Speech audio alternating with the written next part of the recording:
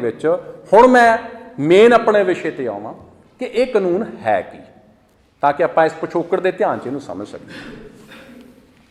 जिहड़ा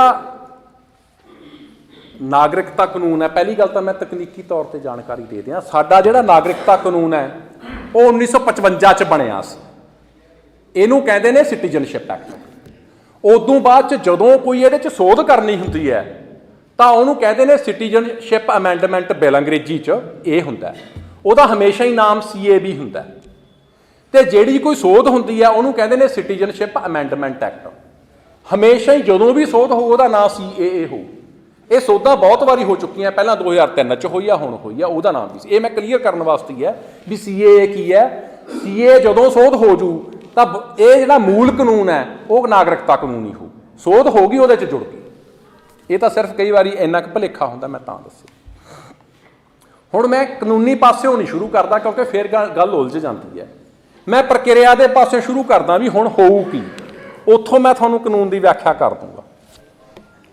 तो दोस्तों सब तो पहला जिहड़ा हुण तक कानून अपने कोले सोधां तो बाद आ गया, सब तो पहला उन्होंने जनगणना जिवें करते हैं, मैं उस पासों तुर रहा, कानून वाले पासों नहीं तुर रहा, ताकि सारे हिस्सों नूं समझण च सौख रहे। तो उन्होंने सब तो पहला अपने मुलाजम भेजने ने सारे मुल्क दे विच, जिवें जनगणना हुंदी है उस तर्ज ते। ये जिहड़े मुलाजम जाणगे ये 125 करोड़ लोगों का ब्यौरा नोट करनगे। तो इस जिहड़ा 125 करोड़ बंदे का ब्यौरा होऊगा इहनूं कहणगे वो कौमी आबादी रजिस्टर जां नैशनल पापूलेशन रजिस्टर। एक रौला रप्पा जिहा पैंदा भी कदों बनिया कदों नहीं बनिया, वो इहदा हिस्सा है भाई, इस कानून का हिस्सा है। कोई कहता भी ये जुड़ता है कि नहीं जुड़ता। इस कानून के विच 2004 के जिहड़े नियम बने सी उहदे विच कौमी आबादी रजिस्टर आया सी 16 साल पहला। इहदे विच आओ एक ये भी रौला चलता है ना भी NPR जुड़ता है कि नहीं जुड़ता, इहदे विच आओ। तो उन्होंने आके सारी आबादी का हरेक नूं पुछना है, घर के मुखी नूं भी तेरा बच्चा पोता दोता कौन कोई कित्थे आ, इहदी जिम्मेवारी बनाती। जे तुसीं नहीं दसोगे तो इहनूं सजायोग अपराध बनाता। उहदी जिम्मेवारी है जे तुसीं घर का मुखी है कोई तो वह कहता भी मैं तो मेरा जवाक कित्थे है, हुण कित्थे रहिंदा, पहलां कित्थे रहिंदा सी, एड्रैस एड्रैस सारी जानकारी देनी है उत्थे। जे जानकारी नहीं दिंदे तो कानून कहता भी ये मतलब पेनल्टी लगूगी इस गल ते। इस तों बाद की होऊगा, इस तों बाद दे विच 2004 वाले रूल कहंदे भी जिहड़ा माल महकमा तहसील हो गया, SDM हो गया, DC हो गया, ये जिहड़ा रजिस्टर होऊगा लोकल रजिस्टर बनूगा तहसील पद्धर ते, उहदे चों शक्की व्यक्ति छांटणगे। शक्की व्यक्ति की छांटणगे नहीं दस्सिया हाले, वो दसना हाले लुको के रखिया। वो जिहड़े शक्की व्यक्ति छांटणगे उन्हां नूं पासे रख लैणगे। ये मर्जी की उन्हां अफसरां दी, उन्हां ने छांटना भी आ शक्की आ बंदा।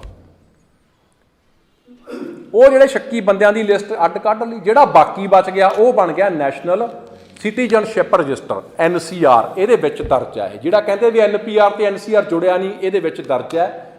जे सवाल आऊगा मैं रूल पढ़ के दिखा दूंगा तुहानूं। तो उहदे विचों छाण के NCR बन गया।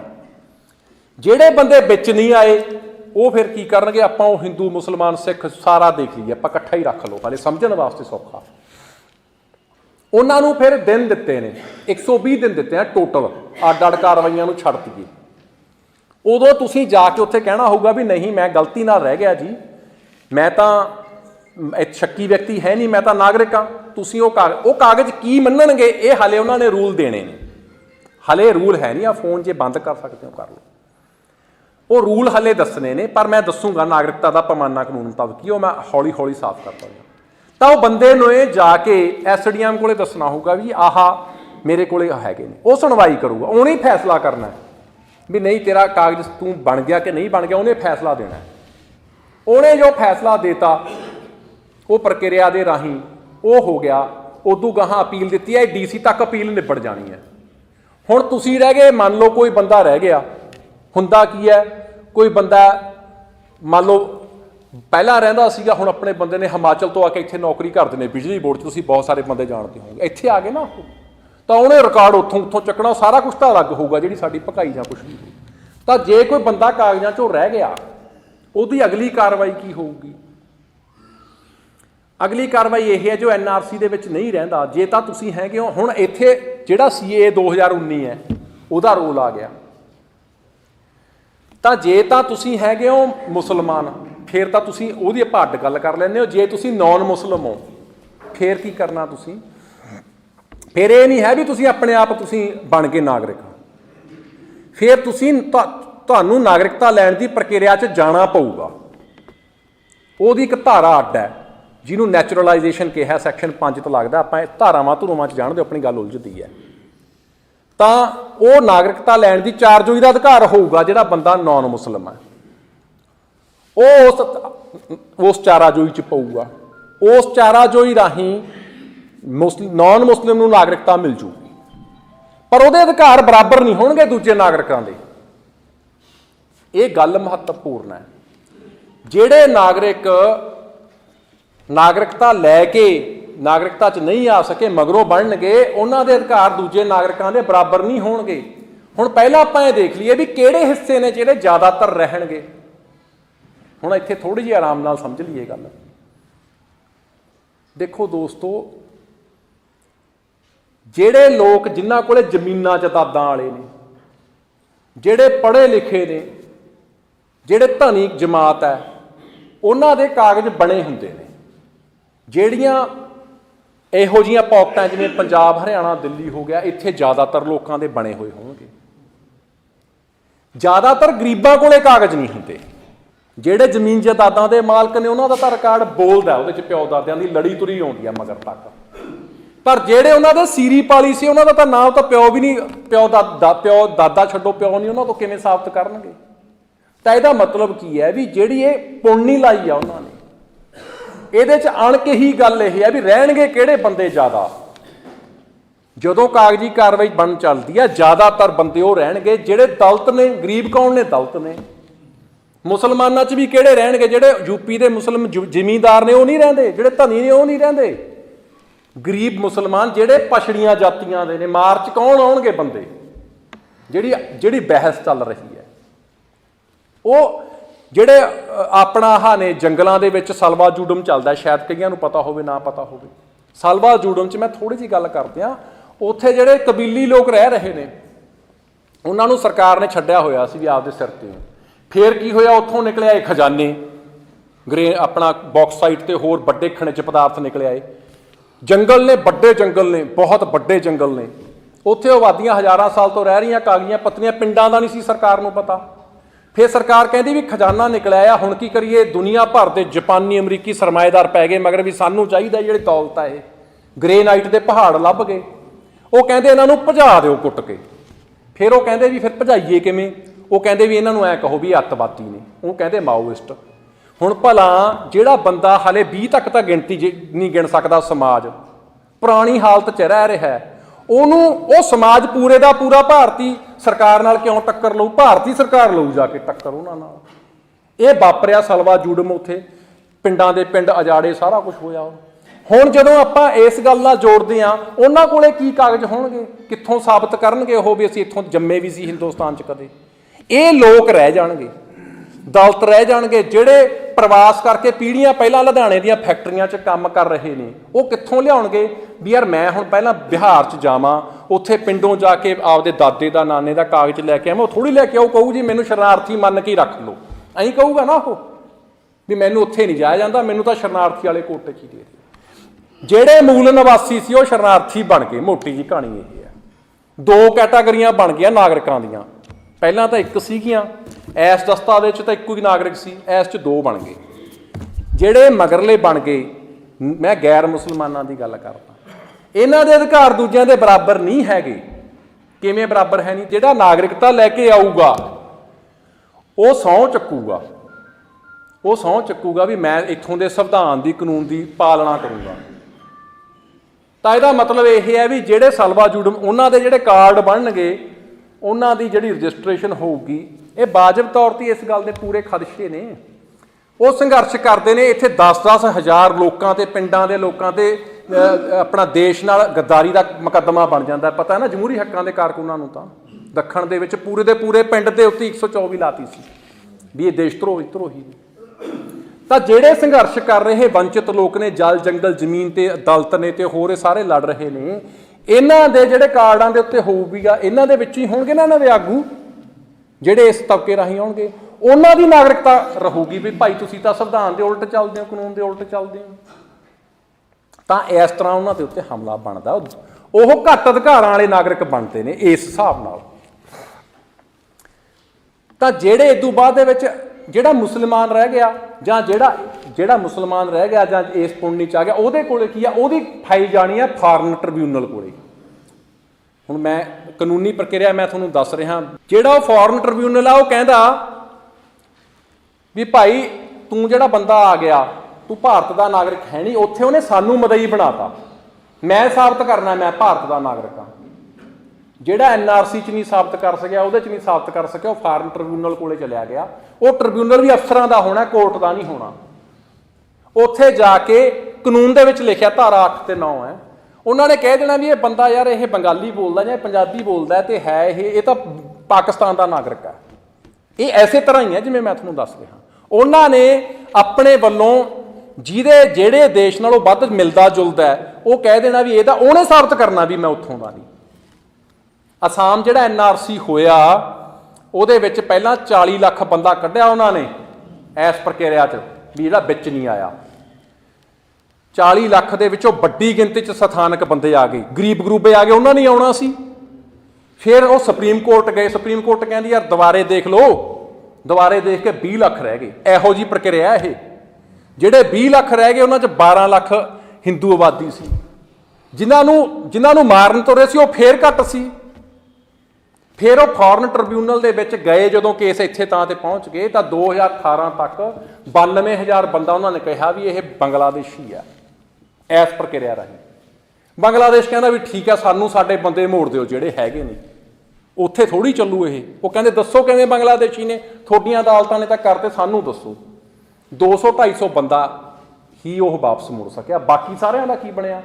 ਉਹ ਰਹਿ ਗਏ ਸਟੇਟਲੈਸ। ਉਹ ਧਰਤੀ ਤੇ ਤਾਂ ਆਏ ਨਹੀਂ ਪਰ ਦੇਸ਼ ਕਿਸੇ 'ਚ ਨਹੀਂ ਜੰਮੇ। ਉਹਨਾਂ ਦੀ ਹਾਲਾਤ ਇਹ ਬਣ ਗਏ, ਉਹਨਾਂ ਕੋਲ ਅਧਿਕਾਰ ਨਹੀਂ ਹੈਗੇ ਕੋਈ। ਤਾਂ ਫਾਰਨ ਟ੍ਰਿਬਿਊਨਲ 'ਚ ਚਲੇ ਜਾਂਦੇ ਨੇ, ਉਹ ਨਾਗਰਿਕ ਨਹੀਂ ਰਹਿੰਦਾ, ਉਹ ਵਿਦੇਸ਼ੀ ਬਣ ਜਾਂਦਾ ਹੈ। ਵਿਦੇਸ਼ੀ ਜਿਹੜਾ ਬੰਦਾ ਹੈ ਉਹ ਚਾਹੇ ਡਿਟੈਂਸ਼ਨ ਸੈਂਟਰ 'ਚ, ਚਾਹੇ ਡਿਟੈਂਸ਼ਨ ਸੈਂਟਰ ਤੋਂ ਜ਼ਮੀਨ ਬਾਹਰ ਆ ਗਿਆ, ਉਹ ਬੰਦੇ ਕੋਲੇ ਨਾਗਰਿਕ ਅਧਿਕਾਰ ਨਹੀਂ, ਨਾ ਉਹ ਨੌਕਰੀ ਲੈ ਸਕਦਾ, ਨਾ ਉਹ ਵੋਟ ਪਾ ਸਕਦਾ।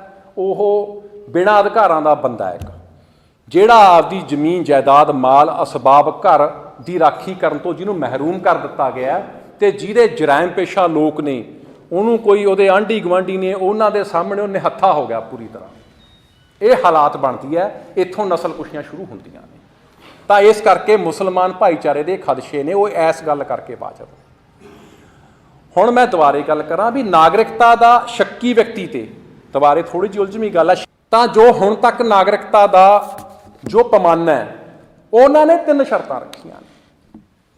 ਜਿਹੜਾ ਤਾਂ ਬੱਚਾ ਹੁਣ ਜੰਮਿਆ, ਦੋਤਾ ਪੋਤਾ, ਪਹਿਲੀ ਗੱਲ ਤਾਂ ਹਰ ਇਨਸਾਨ ਨੇ ਦੇਣੇ ਨੇ ਸਬੂਤ। ਜਿਹੜਾ ਬੱਚਾ ਹੁਣ ਜੰਮਿਆ ਉਹਨੇ ਇਹ ਸਾਬਤ ਕਰਨਾ ਪਹਿਲੀ ਗੱਲ ਤਾਂ ਵੀ ਉਹਦਾ ਮਾਂ ਤੇ ਪਿਓ ਦੋਹੇ ਭਾਰਤ ਦੇ ਨਾਗਰਿਕ ਨੇ। ਉਹ ਭਾਰਤ ਦੇ ਨਾਗਰਿਕ ਤਾਂ ਨੇ ਜੇ ਉਹਨਾਂ ਦੇ ਗਾਹਾਂ ਮਾਂ ਪਿਓ, ਦਾਦਾ ਦਾਦੀ, ਨਾਨਾ ਨਾਨੀ ਉਹ ਭਾਰਤ ਦੇ ਨਾਗਰਿਕ ਨੇ। ਇਹਦਾ ਮਤਲਬ ਜਿਹੜਾ ਛੋਟਾ ਬੱਚਾ ਜਿਹਦੀ ਤੁਸੀਂ ਵਧਾਈਆਂ ਦੇਈ ਜਾਂਦੇ ਹੋ, ਉਹਨੇ ਦਾਦਾ ਦਾਦੀ ਨਾਨਾ ਨਾਨੀ ਦੇ ਕਾਗਜ਼ ਦੇਣੇ ਨੇ, ਫਿਰ ਉਹ ਨਾਗਰਿਕ ਬਣੂ। ਹਾਲੇ ਤਾਂ ਉਹ ਜੰਮਿਆ ਹੀ ਆ ਇਕੱਲਾ, ਠੀਕ ਹੈ। ਜਿਹੜਾ 2087 ਤੋਂ ਬਾਅਦ ਬੰਦਾ ਜੰਮਿਆ, ਇਹ ਮੇਰੇ ਕੋਲੇ ਕਾਨੂੰਨ ਮੈਂ ਪੜ੍ਹ ਵੀ ਦਊਂਗਾ ਧਾਰਾਵਾਂ ਨੇ, 87 ਤੋਂ ਬਾਅਦ ਜੰਮਿਆ ਉਹ ਭਾਰਤ ਦਾ ਨਾਗਰਿਕ ਤਾਂ ਹੈ ਜੇ ਉਹਦੇ ਮਾਂ ਪਿਓ ਭਾਰਤ ਦੇ ਉਹਨਾਂ 'ਚ ਨਾਗਰਿਕ ਹੈ। ਜਿਹੜੇ 1950 ਤੋਂ ਲੈ ਕੇ 1987 ਤੱਕ ਭਾਰਤ 'ਚ ਜੰਮੇ ਨੇ ਉਹ ਨਾਗਰਿਕ ਨੇ, ਚਾਹੇ ਉਹ ਮੁਸਲਮਾਨ ਆ ਚਾਹੇ ਉਹ ਹੋਰ ਆ ਤੇ ਫਲਾਣਾ। ਇਹ ਯਾਨੀ ਕਿ ਹੁਣ ਤੱਕ ਹੈ। ਗਾਹਾਂ ਜੰਮੇ ਦਾ ਸਬੂਤ ਕੀ ਹੋਊਗਾ, ਕਾਗਜ਼ ਪੱਤਰ ਕਿਹੜੇ ਮੰਨੇ ਜਾਣਗੇ, ਇਹ ਹਾਲੇ ਗੱਲ ਕਲੀਅਰ ਨਹੀਂ ਹੈ। ਰੂਲ ਬਣਨੇ ਨੇ, ਪੈਮਾਨਾ ਇਹ ਹੈ। ਦੋਵੇਂ ਗੱਲਾਂ ਅਲੱਗ-ਅਲੱਗ ਨੇ ਨਾ। ਜਿਵੇਂ ਗੁਹਾਟੀ ਹਾਈ ਕੋਰਟ ਕਹਿੰਦੀ, ਆ ਪਿੱਛੇ ਦੀ ਖਬਰ ਆਈ ਹੈ, ਇੱਕ ਔਰਤ ਨੇ ਆਪਦੇ ਮਾਂ ਪਿਓ ਦਾ ਹੋਰਾਂ ਦਾ ਉਹ ਵੀ ਦਿਖਾਤਾ, 1967-66 ਦਾ ਵੋਟਰ ਲਿਸਟ ਵੀ ਦਿਖਾਤੀ। ਉਹਦੇ ਪਿਓ ਕੋਲੇ ਕੋਈ ਮਾੜੀ ਮੋਟੀ ਜ਼ਮੀਨ ਦਾ ਔਰਾ ਸੀਗਾ, ਉਹ ਵੀ ਦਿਖਾਤਾ। ਉਹ ਕਹਿੰਦੇ ਇਹ ਨਹੀਂ ਮੰਨਦੇ, ਕੀ ਚੱਲੂਗਾ ਇਹ ਪਤਾ ਨਹੀਂ, ਹਾਲੇ ਕਾਗਜ਼ ਆਉਣੇ ਨੇ ਹਾਲੇ। ਕਿਉਂਕਿ ਹੁੰਦਾ ਕੀ ਹੈ, ਅਸਾਮ ਦੇ ਅੰਦਰ 40 ਲੱਖ ਕਿਉਂ ਆਇਆ ਸੀ? ਪਿੰਡਾਂ 'ਚ ਜਾਂਦੇ ਨੇ, ਤੇਰੇ ਕੋਲੇ ਕੀ ਨਾਂ ਹੈ, ਪੇਕੇ ਹੋਰ ਹੁੰਦਾ, ਸਹੁਰੇ ਹੋਰ ਹੁੰਦਾ ਨਾ। ਇੱਥੇ ਕੁਲਵਿੰਦਰ ਕੌਰ ਲਿਖਾਤਾ, ਉਹਨੂੰ ਕਹਿੰਦੇ ਵੀ ਦੱਸ ਤੂੰ ਨਾਗਰਿਕ ਕਿਵੇਂ ਲਿਆ ਪਿਓ ਦਾ ਨਾਂ, ਉੱਥੇ ਬਲਜਿੰਦਰ ਕੌਰ ਹੈ, ਉਹ ਕਹਿੰਦੇ ਤੂੰ ਤਾਂ ਫਿਰ ਹੈ ਹੀ ਨਹੀਂ, ਤੂੰ ਤਾਂ ਹੋਈ, ਤੂੰ ਤਾਂ ਆ ਗਈ ਨਾ, ਗੱਲ ਸਮਝ ਗਏ। ਸਹੁਰੇ ਕੁਲਵਿੰਦਰ ਕੌਰ ਨਾਂ ਹੈ, ਪੇਕੇ ਬਲਜਿੰਦਰ ਕੌਰ ਨਾਂ ਹੈ, ਨਾਗਰਿਕਤਾ ਜਾਣੀ ਆ ਪਿਓ ਮਾਂ ਪਿਓ ਵਾਲੇ ਪਾਸੇ। ਜਦੋਂ ਉਹਨੇ ਕਾਗਜ਼ ਦੇਣਾ ਫਿਰ ਪਰਿਵਾਰਾਂ 'ਚ ਕੀ ਹੋਇਆ ਵੀ ਬੁੜੀ ਤਾਂ ਚਲੀ ਗਈ ਡਿਟੈਂਸ਼ਨ ਸੈਂਟਰ 'ਚ, ਜੇਲ੍ਹ 'ਚ, ਨਾਗਰਿਕ ਨਹੀਂ ਸਾਬਤ ਹੋਈ, ਉਹ ਤਾਂ ਬਣ ਗਈ ਬੰਗਲਾਦੇਸ਼ੀ। ਉਹਦਾ ਘਰ ਵਾਲਾ ਮਾਂ ਪਿਓ ਸਾਰੇ ਮਤਲਬ ਮਾਂ ਪਿਓ ਜਾਂ ਹੋਰ ਸਾਰੇ ਨੇ ਉਹ ਸਾਰੇ ਭਾਰਤ ਦੇ ਨਾਗਰਿਕ ਨੇ। ਇਹ ਵਾਪਰਿਆ ਉੱਥੇ, ਹੁਣ ਵਾਪਰਿਆ, ਇਹ ਤਾਂ ਹੈਗਾ ਹੀ ਸਾਹਮਣੇ ਆਈ। ਇਸ ਕਿਸਮ ਦਾ ਯਾਨੀ ਕਿ ਬਹੁਤ ਬਣਿਆ। ਅਸਾਮ ਦੇ ਅੰਦਰ ਜਿਹੜਾ ਨਾਗਰਿਕਤਾ ਚੱਲਿਆ 10 ਸਾਲ ਲੱਗੇ, 3 ਕਰੋੜ ਦੀ ਆਬਾਦੀ ਹੈ, 10 ਸਾਲ ਦੇ ਵਿੱਚ 52,000 ਮੁਲਾਜ਼ਮ ਲੱਗਿਆ, ਤੇ ਇੰਨੇ ਸਾਲ ਦੀ ਕਸਰਤ ਕੱਢ ਕੇ ਖਰਚਾ ਉਹਨਾਂ ਦਾ ਆਇਆ, ਮੇਰੇ ਇੱਕਦਮ ਦਿਮਾਗ 'ਚ ਨਿਕਲ ਗਈ, 1200-1600 ਕਰੋੜ ਆ ਗਿਆ ਦਿਮਾਗ 'ਚ ਤਸਵੀਰ ਨਿਕਲ। ਔਰ ਜਿਹੜਾ ਉਹਨਾਂ ਦਾ ਖਰਚਾ ਆਇਆ ਉਹ 7800 ਕਰੋੜ ਕੁਛ ਇਸ ਦੇ ਕਰੀਬ ਆਇਆ। ਉਦੋਂ ਬਾਅਦ ਦੇ ਵਿੱਚ ਹੁਣ ਉਹਨਾਂ ਨੇ ਜਿਹੜੀ ਜੇਲ੍ਹ ਬਣਾਈ ਹੈ ਉਹ 3000 ਬੰਦੇ ਵਾਸਤੇ ਬਣਾਈ ਆ ਉਹਨਾਂ ਨੇ, ਜਿਹੜੇ ਇਸ ਤਰ੍ਹਾਂ ਕੱਢ ਕੇ ਤਾੜਨੇ ਨੇ, ਉਹਦੇ ਤੇ 45 ਕਰੋੜ ਲੱਗਦਾ। 1500 ਰੁਪਏ ਦਾ ਰਾਸ਼ਨ ਪਾਣੀ ਦੇਣਾ, ਲੋਕ ਬਹੁਤ ਬੁਰਾ ਹਾਲ ਹੈ ਅੰਦਰ, ਜਿਹੜਾ ਬੰਦਾ ਅੰਦਰ ਫਸ ਗਿਆ 1500 ਰੁਪਏ ਦੇ ਵਿੱਚ ਮਹੀਨਾ, ਉਹਦੇ 'ਚ ਜਿਉਂ ਚਾਹੇ ਮਰ, ਉਹਦੇ ਹਿਸਾਬ ਨਾਲ ਵੀ ਉਹ ਹਜ਼ਾਰਾਂ ਕਰੋੜ ਰੁਪਇਆ ਉਹ ਬਣ ਗਿਆ। ਤੇ ਮੰਤਰੀਆਂ ਦੇ ਬਿਆਨ ਨੇ ਵੀ 2 ਕਰੋੜ ਲੋਕ ਕੱਢਣਾ ਇਹ ਜਿਹਾ ਦੇਸ਼ 'ਚੋਂ। ਬੰਗਲਾਦੇਸ਼ੀ ਹੈਗੇ ਨੇ 8-10 ਲੱਖ, ਜਿਹੜਾ ਬਾਕੀ ਕਰੋੜਾਂ ਕੱਢਣ ਨੂੰ ਫਿਰਦੇ ਨੇ, ਕੌਣ ਨੇ ਉਹ? ਐਵੇਂ ਨਹੀਂ ਹੈ ਮੁਸਲਿਮ ਭਾਈਚਾਰੇ ਦਾ ਖਦਸ਼ਾ, ਜਾਇਜ਼ ਖਦਸ਼ਾ ਇਸ ਗੱਲ ਦਾ। ਤੇ ਉਹਨਾਂ ਨੂੰ ਤੁਸੀਂ ਕੰਮ ਕਰਦੇ ਸੀ, ਆ ਜਿਹੜੇ ਸਾਰੇ ਲੱਖਾਂ ਬੰਦੇ ਅਸਾਮ 'ਚ ਸੀ, ਇਹ ਰੇਹੜੀਆਂ ਲਾਉਂਦੇ ਸੀ, ਫੜੀਆਂ ਲਾਉਂਦੇ ਸੀ, ਕੰਮ ਕਰਦੇ ਸੀ, ਖਾਉਂਦੇ ਸੀ, ਕਮਾਉਂਦੇ ਸੀ, ਰੋਟੀ ਕਰਦੇ, ਉਹ ਤੁਸੀਂ ਫੜ ਕੇ ਜੇਲ੍ਹ 'ਚ ਬਿਠਾ ਦੇ। ਆਪਾਂ ਤਾਂ ਇੰਨਾ ਗਰੀਬ ਮੁਲਕ ਆ, ਨਸਲਕੁਸ਼ੀ ਕਰਨ ਦਾ ਖਰਚਾ ਵੀ ਨਹੀਂ ਚੱਲ ਸਕਦੇ ਆਪਾਂ ਤਾਂ। ਡਿਟੈਂਸ਼ਨ ਸੈਂਟਰਾਂ ਦੇ ਵਿੱਚ ਤੁਸੀਂ ਉਹ ਬੰਦਿਆਂ ਨੂੰ ਬਿਠਾਤਾ, ਉਹਨਾਂ ਨੂੰ ਖਵਾਉਣਾ, ਇੰਨਾ ਤੁਸੀਂ ਲੱਖਾਂ ਬੰਦਾ ਉਹਦੇ 'ਚੋਂ ਕੱਢਤਾ, ਕਾਗਜ਼ਾਂ ਦੇ ਮਗਰ ਪਾਇਆ ਫਿਰਦਾ। ਤਾਂ ਮਤਲਬ ਕੀ ਆ, ਮਕਸਦ ਕੀ ਆ? ਮਕਸਦ ਉਹੀ ਵੀ ਯਾਰ ਤੁਸੀਂ ਸੜਕ ਪਾਣੀ ਤੇ ਉਹਦੀ ਗੱਲ ਨਾ ਕਰੋ, ਤੁਸੀਂ ਇੱਧਰ ਕਰੋ ਵੀ ਇਹਨਾਂ ਦੇ ਨਾਲ ਲੜਨਾ। ਹਿੰਦੁਸਤਾਨ ਦੇ ਵਿੱਚ ਇਹ ਕਸਰਤ ਸਾਰੀ ਹੋਣੀ ਆ, ਜਿਹਦਾ ਮਤਲਬ ਕੀ ਹੈ ਕਿ ਅਸੀਂ ਸਾਰਿਆਂ ਨੇ ਇੱਕ ਇਹੋ ਜਿਹੀ ਕਾਰਵਾਈ 'ਚ ਪੈਣਾ। ਹੁਣ ਮੈਂ ਇੱਕ ਸਵਾਲ ਕਰਦਾ, ਆਧਾਰ ਕਾਰਡ ਬਣਾਏ ਸੀ, ਸਾਨੂੰ ਉਹਦਾ ਕੀ ਫਾਇਦਾ ਹੋਇਆ ਨਾਗਰਿਕਾਂ ਨੂੰ? ਪਹਿਲਾਂ ਆਧਾਰ ਕਾਰਡਾਂ ਤੋਂ ਪਹਿਲਾਂ ਸਾਡੀ ਕੋਈ ਕਿਹੜੀ ਸਹੂਲਤ ਸੀ ਜਿਹੜੀ ਅਸੀਂ, ਜਾਂ ਜੋ ਵੀ ਸਾਨੂੰ ਸੀਗਾ, ਨਹੀਂ ਸੀ। ਹੁਣ ਕੀ ਹੋਇਆ? ਆਧਾਰ ਕਾਰਡ ਦਾ ਮਕਸਦ ਸੀਗਾ ਕਿ ਸਾਡੀ ਆਰਥਿਕ ਨਾਕੇਬੰਦੀ ਕਰਨਾ। ਇਹ ਕੰਪਨੀ ਰਾਜ ਹੈ, ਇਹ ਕੰਪਨੀ ਰਾਜ ਹੈ। ਸਾਡੀ ਆਰਥਿਕ ਜੋ ਅਸੀਂ ਮਿਡਲ ਕਲਾਸ ਕਮਾਉਂਦੇ ਆ ਉਹਨੂੰ ਪੈਨ ਕਾਰਡ ਨਾਲ ਜੋੜਤਾ। ਉਹਦਾ ਮਤਲਬ ਕੀ ਹੈ? ਜੋ ਅਸੀਂ ਪਲਾਟ ਬਣਾਇਆ, ਬੈਂਕ 'ਚ ਤੂੰ ਇੰਨਾ ਪੈਸਾ ਰੱਖ ਸਕਦਾ, ਉੱਥੋਂ ਬਾਹਰ ਕੱਢੇਗਾ ਪਲਾਟ ਤੇ ਟੈਕਸ ਦੇ, ਸੋਨਾ ਤੂੰ ਲੈ ਨਹੀਂ ਸਕਦਾ, ਪੈਸੇ ਦਾ ਕਰੇਗਾ ਕਿ ਚੱਲ ਕਾਰ ਖਰੀਦਾ, ਫਿਰ ਖਰਚਾ ਇੱਥੇ। ਸਾਡੀਆਂ ਜੇਬਾਂ ਦੇ ਉੱਤੇ ਆਰਥਿਕ ਨਾਕੇਬੰਦੀ ਦਾ ਸੰਦ ਹੈ ਇਹ। ਇਸੇ ਤਰ੍ਹਾਂ ਜਿਹੜਾ ਇਹ ਨਾਗਰਿਕਤਾ ਕਾਨੂੰਨ ਆਊਗਾ, ਇਹਦੇ 'ਚ ਸਾਨੂੰ ਮਿਲੂਗਾ ਇੱਕ ਰਜਿਸਟ੍ਰੇਸ਼ਨ ਕਾਰਡ, ਕਿਉਂਕਿ ਇਹ ਰਜਿਸਟ੍ਰੇਸ਼ਨ ਜ਼ਰੂਰੀ ਹੈ। ਇਹ ਆਰਸੀ ਹੋਊ ਸਾਡੇ ਕੋਲੇ, ਸਾਰਿਆਂ ਕੋਲੇ। ਹੁਣ ਐਂ ਦੇਖੋ, ਜਦੋਂ ਨਾਕੇ ਤੇ ਟੱਪਦੇ ਹਾਂ ਆਪਾਂ ਗੱਡੀ ਲੈ ਕੇ, ਸਾਰੇ ਕਾਗਜ਼ ਪੂਰੇ ਹੁੰਦੇ ਨੇ, ਤੇ ਪੁਲਿਸ ਵਾਲਾ ਕਹਿੰਦਾ ਵੀ ਦਿਖਾ ਕਾਗਜ਼, ਦਿਲ ਕੰਬਦਾ ਕਿ ਨਹੀਂ? ਅਸੀਂ ਤੁਰੇ ਜਾਂਦੇ ਹਾਂ। ਹੁਣ ਤੱਕ ਦਾ ਕਾਨੂੰਨ ਇਹ ਸੀ ਵੀ ਜਦ ਤੱਕ ਮੇਰੇ ਤੇ ਕੋਈ ਦੋਸ਼ ਨਹੀਂ ਲੱਗਿਆ, ਮੈਂ ਕਹਿੰਦਾ ਵੀ ਤੂੰ ਮੈਨੂੰ ਰੋਕਿਆ ਕਿਵੇਂ? ਹੁਣ ਮੁਲਾਜ਼ਮ ਕਹੂਗਾ ਬਾਕੀ ਤਾਂ ਠੀਕ ਹੈ, ਤੂੰ ਪਹਿਲਾਂ ਇੱਕ ਦੱਸ ਵੀ ਤੇਰਾ ਨੰਬਰ ਕੀ ਆ। ਉਹਦੇ ਕੋਲੇ ਪਾਵਰ ਆ ਗਈ। ਇਹ ਬਹੁਤ ਇੱਕ ਵੱਡੀ, ਹਿੰਦੁਸਤਾਨ ਨੂੰ ਵੱਡੀ ਜੇਲ੍ਹ 'ਚ ਤਬਦੀਲ ਕਰਨ ਦੀ ਪਾਵਰ ਆ ਇਹ ਇੱਕ ਕਰਫਿਊ ਪਾਸ ਹੈ। ਇਹਦੇ ਵਿੱਚ ਸੰਘਰਸ਼ ਕਰਦੇ ਲੋਕ ਲਜਾਏ ਜਾਣਗੇ। ਇਹ ਵੱਡੀ ਜੇਲ੍ਹ ਹੈ, ਜਮਹੂਰੀ ਹੱਕਾਂ ਦੇ ਉੱਤੇ ਬਹੁਤ ਵੱਡਾ ਡਾਕਾ ਹੈ। ਇਹ ਕੁੱਲ ਤਸਵੀਰ ਹੈ ਇਸ ਦੀ, ਤੇ ਇਕੱਲੀ ਇੱਥੋਂ ਤੱਕ ਸੀਮਤ ਨਹੀਂ। ਉਹ ਕਹਿੰਦੇ ਜਿਹੜੇ ਬਾਹਰਲੇ ਬੰਦੇ ਨੇ, ਜਦੋਂ ਇੱਥੇ ਆਹ ਅਕਾਲੀਆਂ ਤੇ ਕਾਂਗਰਸੀਆਂ ਦਾ ਸੀਗਾ, ਇਹ ਆਪ ਪਾਰਟੀ ਮਗਰ ਲੱਗ ਤੁਰੇ, ਹਵਾ ਬਦਲਤੀ, ਇਹੀ ਹੋਇਆ ਸੀ ਨਾ। ਉਹ ਕਹਿੰਦੇ ਇਹਨਾਂ ਨੂੰ ਵੀ ਕਰੋ ਕਾਬੂ। ਇਸ ਕਾਨੂੰਨ 'ਚ ਉਹਦਾ ਵੀ ਬੰਦੋਬਸਤ ਕੀਤਾ। ਉਹਨਾਂ ਨੂੰ ਪਤਾ ਵੀ ਗਦਰੀ ਬਾਬੇ ਉੱਥੋਂ ਆਏ ਸੀ, ਇਹ ਹੁੰਦਾ ਚੱਲਦਾ, ਕਿਉਂਕਿ ਬਾਹਰਲੇ ਸਮਾਜਾਂ 'ਚ ਜਾਂਦੇ ਨੇ, ਉਹ ਦੇਖਦੇ ਨੇ ਸਰਕਾਰ ਐਂ ਬਣਦੀ, ਐਸਾ ਵੈਸਾ, ਉੱਥੋਂ ਨਵਾਂ ਚਾਨਣ ਲੈ ਕੇ ਆਉਂਦੇ ਨੇ ਤੇ ਇੱਥੇ ਆ ਕੇ ਪੰਗਾ ਪਾਉਂਦੇ ਨੇ। ਮਲੂਕਾ ਸਾਹਿਬ ਨੇ ਉੱਥੇ ਜਾ ਕੇ ਕਹਿ ਕੇ ਆਏ ਸੀ ਨਾ ਵੀ ਯਾਰ ਤੁਹਾਨੂੰ ਨਹੀਂ ਕੰਟਰੋਲ ਕਰਨੇ ਆਉਂਦੇ, ਅਸੀਂ ਦੱਸਦੇ ਹਾਂ ਕਿਵੇਂ ਕਰੀਦੇ ਨੇ। ਇਹਦੇ 'ਚ ਬੰਦੋਬਸਤ ਆ। ਉਹਦਾ ਕੀ ਬੰਦੋਬਸਤ ਹੈ? ਦੇਖੋ, ਜਿਹੜੇ ਬੱਚੇ ਸਾਡੇ 'ਚੋਂ ਕਈਆਂ ਦੇ ਬਾਹਰ ਗਏ ਹੋਣਗੇ, ਉਹਨਾਂ ਵਾਸਤੇ ਵੈਸੇ ਵੀ ਦਿਲਚਸਪੀ ਹੈ। ਜਿਹੜੇ ਬੰਦੇ ਬਾਹਰ ਗਏ ਨੇ, ਉਹਨਾਂ ਦੀਆਂ ਕੈਟਾਗਰੀਆਂ ਨੇ। ਇੱਕ ਤਾਂ NRI ਹੁੰਦਾ, ਹਾਲੇ ਇਹਨੂੰ ਨਾਗਰਿਕਤਾ ਨਹੀਂ ਮਿਲੀ, ਉਹ ਤਾਂ ਸਾਡਾ ਨਾਗਰਿਕ ਹੈ। ਜਦੋਂ ਉਹਨੂੰ ਨਾਗਰਿਕਤਾ ਮਿਲ ਗਈ, ਇੱਥੇ ਨਾਗਰਿਕਤਾ ਖਤਮ। ਤਾਂ ਉਸ ਤੋਂ ਬਾਅਦ ਦੇ ਵਿੱਚ ਉਹਨਾਂ ਦੀਆਂ ਜ਼ਮੀਨ ਜਾਇਦਾਦਾਂ, ਵਿਰਾਸਤਾਂ, 100 ਕੁਛ ਹੁੰਦਾ, ਉਹ ਫਿਰ ਫੋਰਨਰ ਬਣ ਗਏ, ਵਿਦੇਸ਼ੀ ਬਣ ਗਏ। ਵਿਦੇਸ਼ੀ ਨੂੰ SSP ਕਹਿ ਸਕਦਾ ਵੀ ਯਾਰ, ਪਹਿਲੀ ਗੱਲ ਤਾਂ ਵੀਜ਼ਾ ਰੋਕਿਆ ਜਾ ਸਕਦਾ। ਫਿਰ ਉਹਨੂੰ ਕਹਿ ਸਕਦਾ ਵੀ ਯਾਰ ਤੂੰ ਇਸ ਜ਼ਿਲ੍ਹੇ 'ਚ ਆਉਣਾ, ਇੱਥੇ ਹੀ ਰਹਿਣਾ। ਵਿਦੇਸ਼ੀ ਨਾਲ ਜਿਵੇਂ ਸਲੂਕ ਹੁੰਦਾ। ਤੇ ਜਾਇਦਾਦਾਂ ਦੇ ਜਿੰਨੇ ਝਗੜੇ ਖੜੇ ਹੁੰਦੇ ਨੇ, ਤੇ ਪਰਚੇ ਤੁਹਾਨੂੰ ਪਤਾ ਨਾਲ ਦਾ ਭਰਾ ਹੀ ਕਟਾਉਂਦਾ ਵੀ ਇਹ ਬਾਹਰ ਹੀ ਰਵੇ, ਇੱਥੇ ਆਵੇ ਹੀ ਨਾ। ਇਸ ਤਰ੍ਹਾਂ ਹੀ ਚੱਲਦਾ ਨਾ, ਇਹ ਗੱਲਾਂ ਬਣਦੀਆਂ ਹਾਲਤਾਂ। ਹੁਣ ਉਹ ਕੀ ਕਹਿੰਦੇ ਨੇ, ਉਹਨਾਂ ਨੇ ਜਿਹੜਾ ਵਿਦੇਸ਼ੀਆਂ ਨੂੰ ਇਹ ਉਹਨਾਂ ਦੇ ਅਧਿਕਾਰ ਸੁਨਿਸ਼ਚਿਤ ਕਰਨ ਵਾਸਤੇ ਉਹਨਾਂ ਦਾ ਕਾਰਡ ਬਣਦਾ ਸੀ, ਓਵਰਸੀਜ਼ ਸਿਟੀਜ਼ਨ ਕਾਰਡ ਹੋਲਡਰ ਕਹਿੰਦੇ ਸੀ ਉਸ ਨੂੰ। ਉਹ ਕਾਰਡ ਨਾਲ ਸ਼ਰਤ ਲਾਤੀ ਵੀ ਜੇ ਭਾਈ ਤੇਰੇ ਤੇ ਨਾ ਕੋਈ ਕਾਨੂੰਨ ਦੀ ਉਲੰਘਣਾ ਕੀਤੀ, ਪਹਿਲਾਂ ਤਾਂ ਹੁੰਦਾ ਸੀ ਵੀ ਜੇ ਤੂੰ ਦੋਸ਼ੀ ਸਾਬਤ ਹੋ ਗਿਆ, ਹੁਣ ਕਹਿੰਦੇ ਜੇ ਤੂੰ ਕਾਨੂੰਨ ਦੀ ਉਲੰਘਣਾ ਕੀਤੀ, ਮਤਲਬ ਜੇ ਤੇਰੇ ਤੇ FIR ਦਰਜ ਹੋ ਗਈ ਤਾਂ ਤੇਰਾ ਕਾਰਡ ਲੈ ਲਾਂਗੇ। ਇਹਦਾ ਮਤਲਬ ਕੀ ਹੈ ਵੀ ਜਿਹੜੇ ਬਾਹਰ ਪ੍ਰੋਟੈਸਟ ਕਰਦੇ ਨੇ, ਨਾਅਰੇ ਕਰਦੇ ਨੇ, ਮੁਜ਼ਾਹਰੇ ਕਰਦੇ ਨੇ, ਅੱਗੇ ਤਾਂ ਇੱਕ ਕਾਲੀ ਸੂਚੀ ਸੀ, ਹੁਣ ਸਾਰਾ ਬਾਹਰਲਾ ਸਾਰੇ ਕਾਲੀ ਸੂਚੀ 'ਚ ਹੀ ਹੈ ਇੱਕ ਹਿਸਾਬ ਨਾਲ। ਤਾਂ ਜਿਹਦਾ ਮਤਲਬ ਪਹਿਲੀ ਵਰਤੋਂ ਕੀ ਕੌਣ ਆਇਆ, ਇੱਕ ਆਤਿਸ਼ ਤਸੀਰ ਪੱਤਰਕਾਰ ਆ, ਉਹ ਤਵਲੀਨ ਸਿੰਘ ਹੈ ਉਹਦੀ ਮਾਤਾ, ਉਹਦਾ ਪਿਓ ਸੀ ਪਾਕਿਸਤਾਨੀ, ਉਹ ਸੀਗਾ ਸਲਮਾਨ ਤਸੀਰ ਗਵਰਨਰ ਸੀ ਜਿਹੜਾ ਉੱਥੇ ਅੱਤਵਾਦੀਆਂ ਨੇ ਮਾਰਤਾ ਸੀ। ਉਹਨੇ ਮੋਦੀ ਦੇ ਖਿਲਾਫ ਲੇਖ ਲਿਖਤਾ ਵਾਸ਼ਿੰਗਟਨ 'ਚ, ਸੀਗਾ ਉਹ ਬਾਹਰਲਾ ਨੈਸ਼ਨਲ ਆ, ਉਹਨੂੰ ਲਾ ਕੇ ਤਰਾਜੇ ਉਹਨਾਂ ਇੱਥੇ ਹਿੰਦੁਸਤਾਨ 'ਚ ਉਹਨਾਂ ਵਰਜਿਤ ਕਰਤਾ। ਤਾਂ ਜਿਹਦਾ ਮਤਲਬ ਇਹ ਹੈ ਵੀ ਜ਼ਬਾਨਬੰਦੀ। ਤਾਂ ਇਹਦਾ ਮਤਲਬ ਕੀ ਹੈ, ਇਹ ਆਧਾਰ ਕਾਰਡਾਂ ਦਾ, ਇਹ ਰਜਿਸਟ੍ਰੇਸ਼ਨ ਕਾਰਡਾਂ ਦਾ, ਇਹ NRCਆਂ ਦਾ, NPਆਂ ਦਾ ਮਤਲਬ ਕੀ ਹੈ, ਅਸੀਂ ਸਾਰੇ ਇੱਕ ਵੱਡੀਆਂ ਕੰਪਨੀਆਂ ਰਾਜ ਕਰ ਰਹੀਆਂ ਨੇ, ਉਹਨਾਂ ਨੇ ਤਾਂ ਖੁੱਲੀਆਂ ਲਈਆਂ ਹੋਈਆਂ ਨੇ, 4 ਲੱਖ ਕਰੋੜ ਦੇ ਉਹਨਾਂ ਦੇ ਕਰਜ਼ੇ ਮਾਫ ਹੋਣੇ ਨੇ, ਸਾਡੇ ਅਦਾਰੇ ਖਰੀਦਣੇ, ਇਹਨਾਂ ਨੂੰ ਕਰਜ਼ਾ ਮਿਲਣਾ, ਸਾਡੇ ਕਰਜ਼ੇ ਲੈ ਕੇ ਸਾਡੇ ਅਦਾਰੇ ਖਰੀਦ ਕੇ ਸਾਡੇ ਤੇ ਉਹਨਾਂ ਨੇ ਰੋਹਬ ਮਾਰਨੇ ਨੇ, ਪੈਸਾ ਲੁੱਟ ਕੇ ਖੋਹਿਆ ਉਹਨਾਂ ਨੇ ਸਾਡੇ ਤੋਂ। ਇਹ ਕੰਪਨੀ ਰਾਜ ਆ, ਇਹ ਆਪਦਾ ਇਹਨਾਂ ਨੇ ਸਾਰੇ ਪਰਦੇ ਪੁਰਦੇ ਲਾ ਤੇ ਸੰਵਿਧਾਨ 'ਚ ਜੋ ਵਾਅਦੇ ਕੀਤੇ ਸੀ ਉਹ ਮੁੱਕਰ ਗਏ, ਪਾੜੋ ਤੇ ਰਾਜ ਕਰੋ ਦੀ ਨੀਤੀ ਚਲਾ ਰਹੇ ਨੇ। ਇਹਦੇ 'ਚ ਕਦੇ ਬੰਗਲਾਦੇਸ਼ੀ, ਕਦੇ ਹਿੰਦੂ ਮੁਸਲਿਮ, ਹੁਣ ਆਹ ਸਾਰੀ ਕਸਰਤ ਉਹ ਹੈ। ਇਸ ਕਸਰਤ 'ਚ ਵੱਡੀ ਜੇਲ੍ਹ ਬਣਾਇਆ ਜਾ ਰਿਹਾ, ਜਿਹੜੇ ਬਾਹਰ ਸਾਡੇ ਬੱਚੇ ਗਏ ਨੇ ਉਹਨਾਂ ਵਾਸਤੇ ਵੀ ਮੁਸੀਬਤਾਂ ਖੜੀਆਂ ਕੀਤੀਆਂ ਜਾ ਰਹੀਆਂ। ਸਭ ਤੋਂ ਟਾਰਗੇਟ 'ਤੇ ਰੱਖੇ ਜਾ ਰਹੇ ਨੇ ਬੇਸ਼ੱਕ ਮੁਸਲਿਮ ਭਾਈਚਾਰਾ, ਕਿਉਂਕਿ ਜਿਹੜੀ ਸਾਰੀ ਨਾਗਰਿਕਤਾ ਤੈਅ ਕਰਨ ਦੀ ਕਾਰਵਾਈ ਹੈ, ਜਿਹੜੀ ਫਾਰਨ ਟ੍ਰਿਬਿਊਨਲ ਦੀ ਕਾਰਵਾਈ ਹੈ, ਉਹ ਕੋਰਟ ਕੋਲੇ ਤਾਂ ਹੈ ਨਹੀਂ, ਉਹ ਤਾਂ ਅਫਸਰਾਂ ਕੋਲੇ ਹੈ।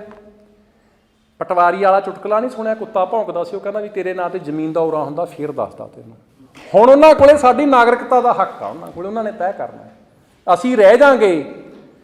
ਹੋਣਾ ਵਾਪਰਨਾ ਕੀ ਹੈ, ਮੁਸਲਿਮ ਭਾਈਚਾਰੇ ਦਾ ਖਦਸ਼ਾ ਸਹੀ ਹੈ। ਜਿਹੜੀਆਂ ਫਿਰਕੂ ਤਵੱਸਬ ਵਾਲੀਆਂ ਅਫਸਰਸ਼ਾਹੀਆਂ ਨੇ ਉਹ ਸ਼ੱਕੀ ਕਿੰਨਾਂ ਨੂੰ ਕੱਢਣਗੀਆਂ।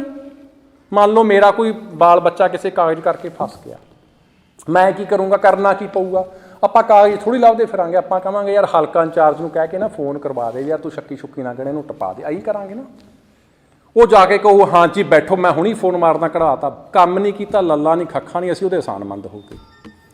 ਸਾਡੀ ਯਾਨੀ ਕਿ ਨਾਗਰਿਕਤਾ ਹਕੂਮਤ ਚੁਣ ਰਹੀ ਹੈ, ਤੇ ਕਿੰਨਾਂ ਨੂੰ ਕੱਢੂਗੀ, ਜਿਹੜੇ ਵੋਟ ਬੈਂਕ ਉਹਨਾਂ ਦੇ ਉਲਟ ਨੇ, ਵੋਟ ਬੈਂਕਾਂ ਦੀਆਂ ਸਿਆਸਤਾਂ ਨੇ, ਕਿਹੜੇ ਸ਼ੱਕੀ ਬਣਨਗੇ।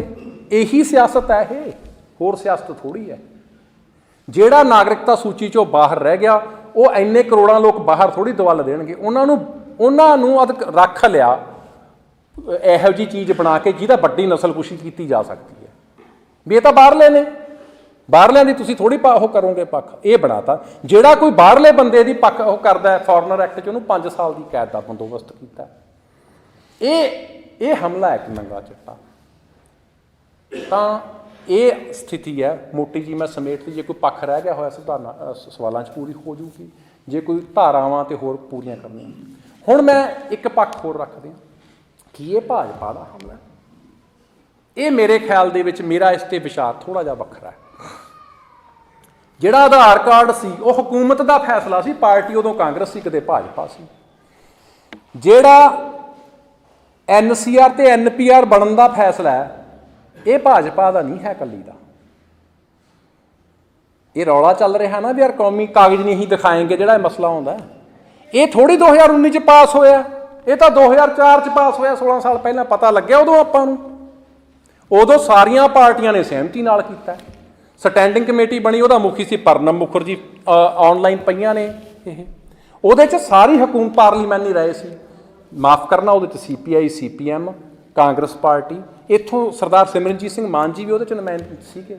ਇਹ ਚੈੱਕ ਕਰ ਸਕਦੇ ਹੋ ਤੁਸੀਂ, ਬਹੁਤ ਕਲੀਅਰ ਸੀ ਵੀ ਨਾਗਰਿਕਤਾ ਦਾ ਜਿਹੜਾ ਰਜਿਸਟਰ ਬਣਨਾ ਹੋਰ ਕਰਨਾ। ਇਹ ਐਕਟ ਤਾਂ 2003 'ਚ ਪਾਸ ਹੋਇਆ, ਵਾਜਪਾਈ ਦੀ ਸਰਕਾਰ ਜਾਣ ਵਾਲੀ ਸੀ, ਅਡਵਾਨੀ ਜੀ ਨੇ ਬਿੱਲ ਪੇਸ਼ ਕੀਤਾ, ਉੱਥੇ ਸਰਬਸਹਿਮਤੀ ਨਾਲ ਸਾਰੀਆਂ ਪਾਰਟੀਆਂ ਨੇ ਪਾਸ ਕੀਤਾ, ਕਿਉਂਕਿ ਸਾਰੇ ਨਵੀਆਂ ਆਰਥਿਕ ਨੀਤੀਆਂ ਨੂੰ ਲਾਗੂ ਕਰਨਾ, ਮੁਲਕ ਨੂੰ ਜੇਲ੍ਹ ਬਣਾਉਣਾ, ਤਾਂ ਸਾਰਿਆਂ ਦਾ ਏਜੰਡਾ ਹੈ।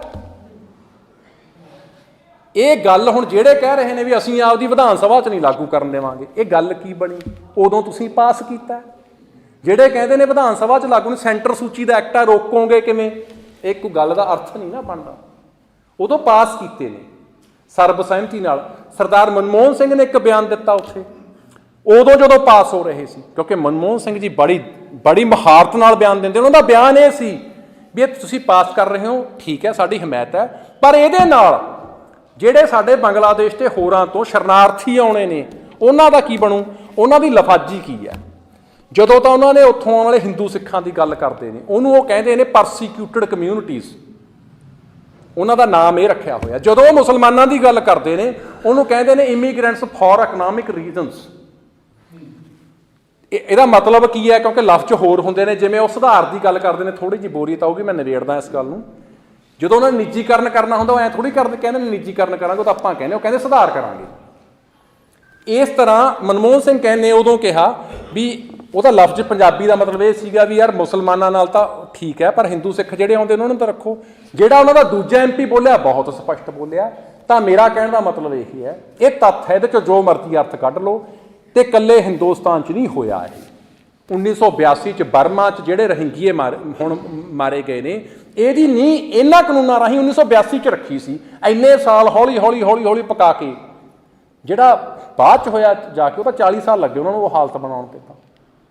ਤਾਂ ਇਸ ਕਰਕੇ ਇਹ ਜੋ NPR ਤੇ NCR ਲੋਕਾਂ ਦੀ ਆਰਥਿਕ ਨਾਕੇਬੰਦੀ ਕਰਨੀ, ਉਹਨਾਂ ਨੂੰ ਜੇਲ੍ਹ ਬਣਾਉਣਾ, ਇਹ ਤਾਂ ਸਾਰੀ ਸਿਆਸਤ ਦਾ ਏਜੰਡਾ ਹੈ।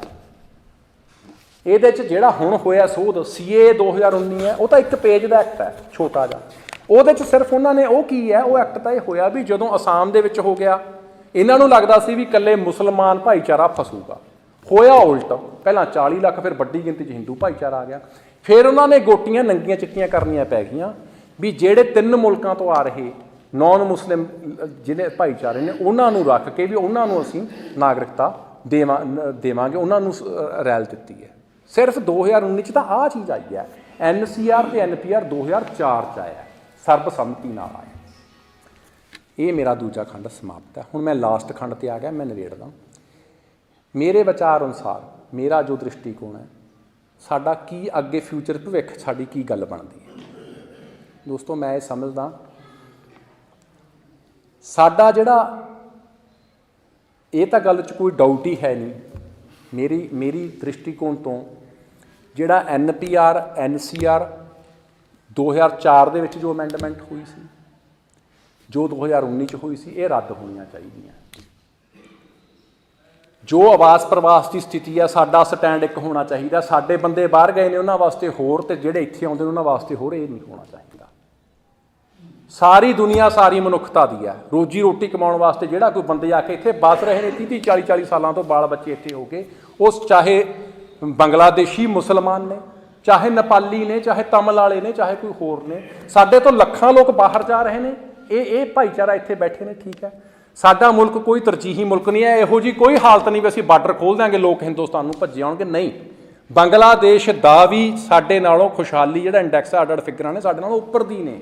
ਉਹਨਾਂ 'ਚ ਪਹੁੰਚ ਵਾਲੇ ਬੰਦੇ ਹਿੰਦੁਸਤਾਨ ਨਹੀਂ ਆਉਂਦੇ, ਉਹ ਬਾਹਰ ਜਾਂਦੇ ਨੇ ਸਾਡੇ ਵਾਂਗੂ। ਤਾਂ ਇਸ ਕਰਕੇ ਇਹ ਜਿਹੜੇ ਸ਼ਰਨਾਰਥੀ ਆਏ ਨੇ, ਉਹਨਾਂ ਨੂੰ ਸ਼ਰਨ ਦਿਓ। ਸਾਡਾ ਇਤਿਹਾਸ ਰਿਹਾ, 4 ਕੂਟਾਂ ਖੁੱਲੀਆਂ ਨੇ ਸਾਡੀਆਂ ਤਾਂ ਯੁੱਗਾਂ ਤੋਂ, ਅਸੀਂ ਧਾੜੀਆਂ ਨਾਲ ਟੱਕਰਦੇ ਹਾਂ ਸ਼ਰਨਾਰਥੀਆਂ ਨਾਲ। ਇਸ ਕਰਕੇ ਇੱਕ ਤਾਂ ਉਹਨਾਂ ਨੂੰ ਅਸੀਂ ਸਾਡੇ ਅੰਦਰ, ਦੂਸਰਾ ਜਿਹੜਾ ਅਹਿਮ ਗੱਲ ਹੈ, ਜਿਹੜੇ ਸਾਡੇ ਬਾਹਰ NRI ਬੱਚੇ ਗਏ ਨੇ, ਚਾਹੇ ਨਾਗਰਿਕ ਬਣ ਗਏ, ਕਾਨੂੰਨ ਦੇ ਅੰਦਰ ਕੋਈ ਸ਼ਰਤਾਂ ਨਾ ਰੱਖੀਆਂ ਜਾਣ।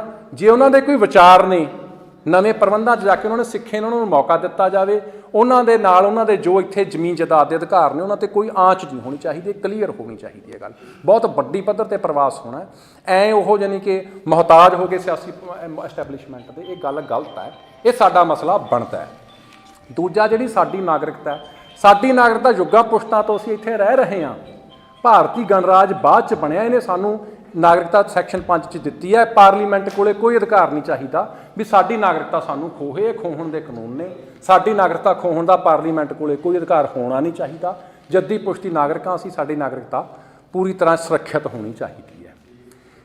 ਆਖਰੀ ਜਿਹੜੀ ਇੰਪੋਰਟੈਂਟ ਮਹੱਤਵਪੂਰਨ ਮੰਗ ਹੈ, ਉਹ ਇਹ ਹੈ ਵੀ ਸੰਵਿਧਾਨ 'ਚ ਸੈਕੂਲਰ ਲਫ਼ਜ਼ ਪਾਤਾ, ਇਹਦੀ ਵਿਆਖਿਆ ਕਰਕੇ ਇਹਨੂੰ ਬੁਨਿਆਦੀ ਅਧਿਕਾਰ ਬਣਾਓ ਸਾਰੇ ਮੁਲਕਾਂ ਦੇ ਅੰਦਰ। ਇਹ ਗੱਲ ਆਖਰੀ ਜਿਹੜਾ ਆਪਣਾ ਲਕਸ਼ ਬਣਦਾ। ਸਾਰੇ ਜਿਹੜੇ ਤਰੱਕੀ ਪਸੰਦ ਮੁਲਕ ਨੇ, ਮੈਂ ਆਪਦੀ ਗੱਲ ਦੀ ਆਖਰੀ ਗੱਲ ਪੜਾਅ 'ਤੇ ਹਾਂ, ਤਾਂ ਉੱਥੇ ਇਹ ਸਵਾਲ ਆਇਆ ਸੈਕੂਲਰਿਜ਼ਮ ਦਾ ਮਤਲਬ ਕੀ ਹੈ? ਉਹਦਾ ਮਤਲਬ ਇਹ ਹੈ ਕਿ ਜਿਹੜੇ ਯੂਰਪੀਅਨ ਮੁਲਕ ਨੇ, ਫਰੂਸ, ਅਮਰੀਕਾ ਹੋ ਸਾਰੇ, ਉੱਥੇ ਇਹ ਗੱਲ ਵਿਆਖਿਆ 'ਚ ਆਈ ਹੈ। ਉਹ ਕਹਿੰਦੇ ਬਣਦਾ ਕੀ ਹੈ ਵੀ ਈਸ਼ਵਰ ਦੀ ਜਿਹੜੀ ਸੱਤਾ ਹੈ ਇਹ ਤਾਂ ਨਿਰੰਕਸ਼ ਹੈ, ਇਹ ਆਪਾਂ ਨੂੰ ਚੁਣਦੇ ਥੋੜ੍ਹੀਆਂ, ਇਹ ਤਾਂ ਸੱਤਾ ਹੈ। ਪਰ ਜਿਹੜਾ ਉਹਦਾ ਮੈਨੇਜ ਕਰਦਾ ਉਹਨੂੰ ਇੱਥੇ, ਉਹ ਸੱਤਾ ਦਾ ਵਰਤੋਂ ਆਪ ਕਰਦਾ। ਤੇ ਇਸੇ ਤਰ੍ਹਾਂ ਬਾਦਸ਼ਾਹ ਕਹਿੰਦਾ ਵੀ ਮੈਂ ਪਰਮਾਤਮਾ ਦਾ ਭੇਜਿਆ ਨੁਮਾਇੰਦਾ, ਉਹ ਵੀ ਜਵਾਬਦੇਹ ਨਹੀਂ, ਅਸੀਂ ਉਹਦੀ ਜੀ ਹਜ਼ੂਰੀ ਕਰਨੀ ਹੈ। ਬਾਦਸ਼ਾਹ ਤੇ ਜਿਹੜਾ ਉਹਦਾ ਮੈਨੇਜਰ ਹੈ ਉਹ ਰਲ ਜਾਂਦੇ ਨੇ ਤੇ ਉਹ ਬੇਪਨਾਹ ਤਾਕਤ ਬਣ ਜਾਂਦੀ ਹੈ। ਜਵਾਬਦੇਹ ਹੋਣੀ ਚਾਹੀਦੀ ਹੈ ਜਿਹੜੀ ਇੱਥੋਂ ਦੀ ਸੱਤਾ। ਤਾਂ ਉਹ ਕਹਿੰਦੇ ਵੀ ਜਿਹੜਾ ਮੈਂ ਚਰਚ ਹੈ, ਮੈਨੇਜਰ ਹੈ ਜਿਹੜਾ ਉਸ ਕੰਮ ਦਾ, ਉਹ ਭਾਈ ਤੂੰ ਧਰਮ ਦੇ ਕੰਮ ਕਰ। ਜਿਹੜਾ ਰਾਜਾ ਹੈ ਉਹ ਰਾਜਾ ਹੋਊਗਾ ਲੋਕਾਂ ਨੂੰ ਜਵਾਬ ਦੇ। ਉਹਨਾਂ ਨੇ ਦੋਹਾਂ ਗੱਲਾਂ ਨੂੰ ਅਲੱਗ-ਅਲੱਗ ਕਰਤਾ। ਜੇ ਉਹ ਕਹਿੰਦੇ ਜੇ ਧਰਮ ਦਾ ਦਖਲ ਹੋਊ ਫਿਰ ਧਰਮ ਦੇ ਆਧਾਰ ਤੇ ਵਿਤਕਰਾ ਵੀ ਹੋਊਗਾ। ਜੇ ਧਰਮ ਦਾ, ਕਿਉਂਕਿ ਧਰਮ ਆਪਣੇ ਆਪ ਨਹੀਂ ਨਾ ਐਕਟ ਕਰਦਾ, ਧਰਮ ਦੇ ਨੁਮਾਇੰਦੇ ਹੁੰਦੇ ਨੇ, ਧਰਮ ਦੇ ਮੈਨੇਜਰ ਹੁੰਦੇ ਨੇ, ਆਖਰੀ ਜਿਹੜੀ ਗੱਲ ਹੈ। ਤਾਂ ਇਸ ਕਰਕੇ ਸੈਕੂਲਰਿਜ਼ਮ ਨੂੰ ਸਹੀ ਅਰਥਾਂ 'ਚ ਲਾਗੂ ਕੀਤਾ ਜਾਵੇ।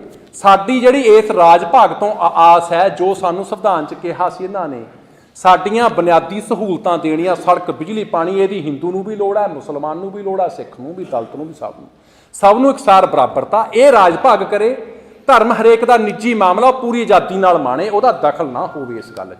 ਇਸ ਗੱਲ ਨੂੰ ਸੰਵਿਧਾਨ 'ਚ ਸ਼ਾਮਲ ਕੀਤਾ ਜਾਵੇ, ਕਾਨੂੰਨ 'ਚ ਲਾਗੂ ਕੀਤਾ ਜਾਵੇ ਤੇ ਸਾਰੇ ਜਾਨੀ ਕਿ ਜਿਹੜੇ ਇਹ ਲੋਕ ਨੇ ਸਭ ਨੂੰ ਨਾਗਰਿਕ ਸੁਰੱਖਿਆ ਦਿੱਤੀ ਜਾਵੇ। ਧੰਨਵਾਦ।